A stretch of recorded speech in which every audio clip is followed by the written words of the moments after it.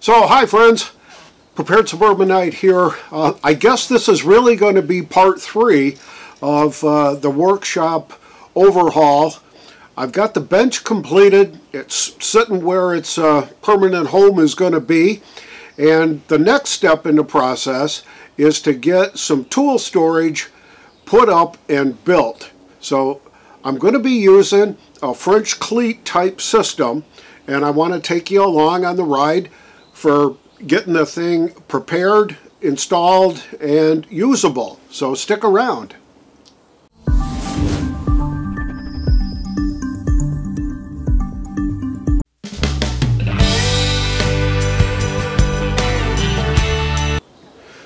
So what I've done over the last couple of days or so is to get this area cleaned out. It just had stuff piled up in there that really wasn't very functional. There was an old table there that I moved out. We put the workbench there after I got that completed. I've got a couple of things stored underneath it already, so we'll see how that works out.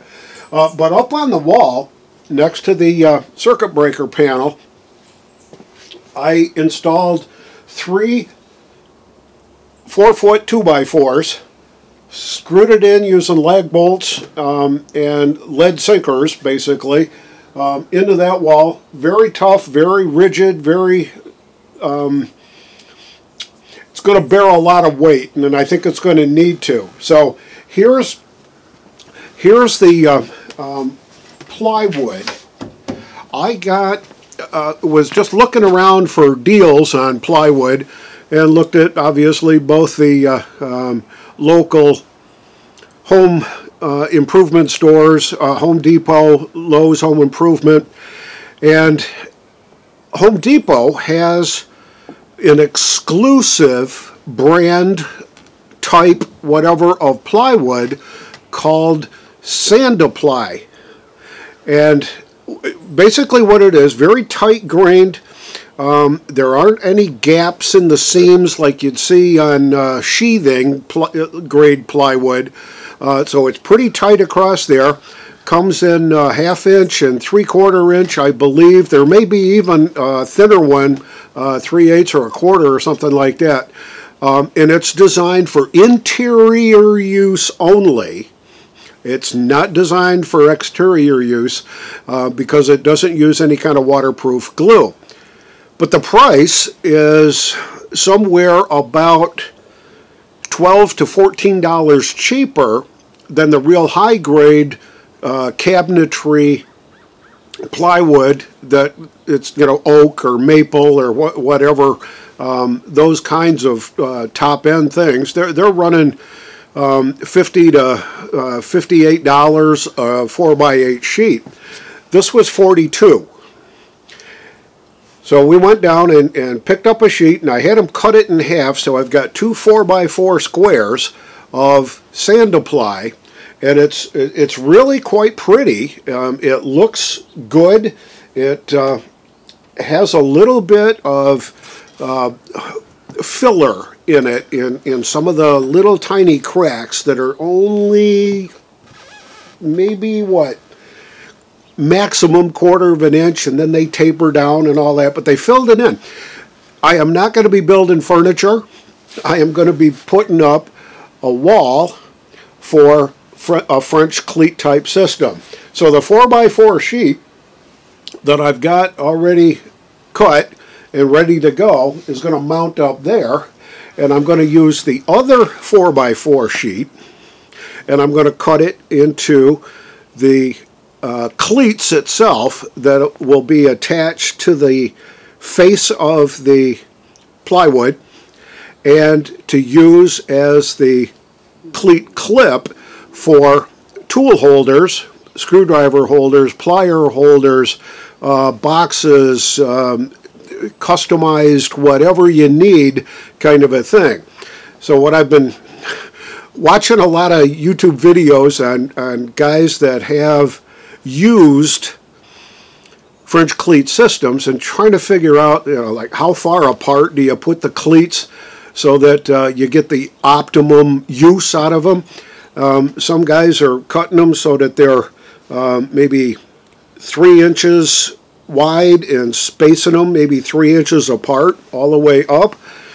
Other guys put a strip on that's maybe 2 or 3 inches wide and spacing it out 12 inches or even 18 inches.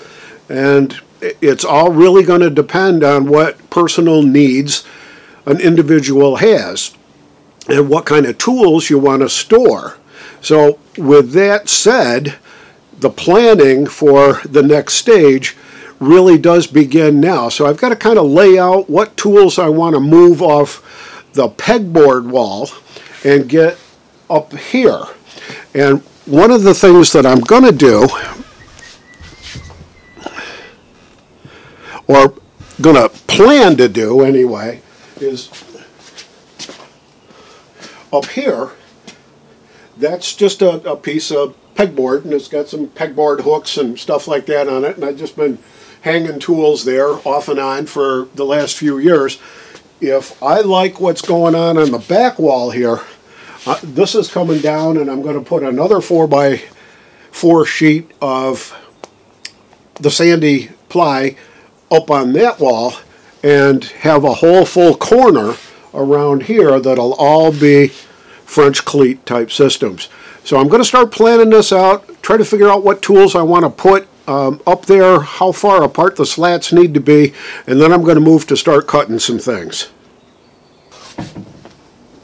So the initial plan is to be able to get the tools that I use quite frequently, the saws, the drill drivers, the drills, the Craig jig system, and get those so that they're handy, secure on that wall, convenient to get to, and readily available so that they're right there, arm's length, and I got them. So I'm going to be contemplating how best to deal with the power saw, the drills, the Craig jig system, some of the chisels, screwdrivers, hammers, that kind of stuff, and be able to build that in so that I can use it. Now, up above, I just temporarily hung a fluorescent light up here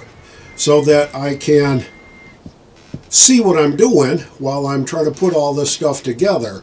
So that's going to have to come down once I get the panel built to my liking, and then we'll see how things go from there.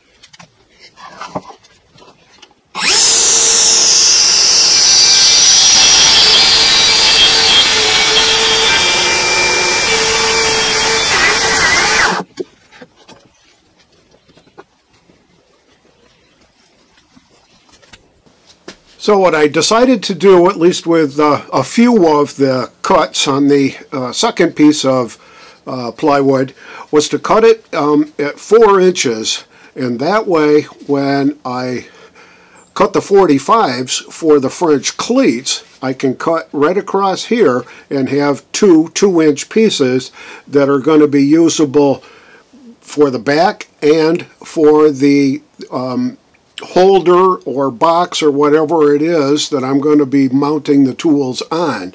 So we're going to make some 45-degree cuts on this, and then let's see how things come together.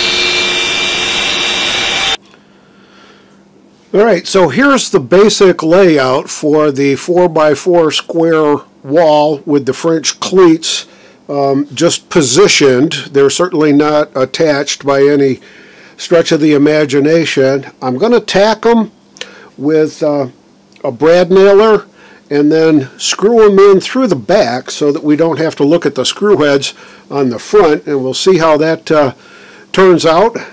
They're separated by about 5.5 inches here, which should allow enough space in there for however high or thick or whatever the cleated holder needs to be. So that's the whole idea. I'm going to spend the next few minutes getting this thing squared up and lined up and get these slats attached to it. So stick around, I'm not done yet.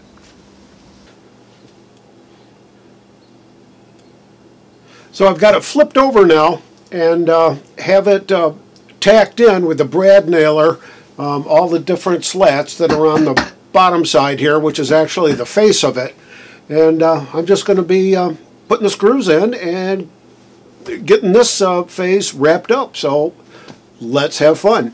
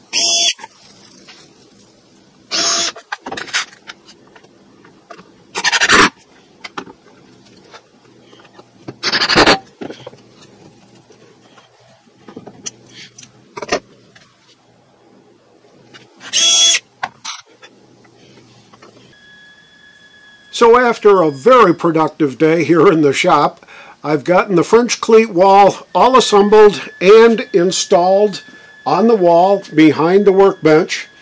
And the next step in the project will be to start building holders for the different tools, clamps, drills, hammers, you name it. Try to design them so that they're going to be efficient, close by, easy to get to, all that kind of stuff. So this really is, I think, a super approach to shop organization. I am glad that I've been watching so many different videos on how to do this French cleat kind of a storage system or organization system, and I decided to use cut them in 4-inch sections and then cut them in half with the 45-degree bevel so that I've got two 2-inch pieces. One piece goes up on the wall, the other piece is going to be used as the holders for the tool bins or racks or whatever I'm going to be creating to hold all the tools. So I think it's a great system, and I'm pretty sure that over on this wall,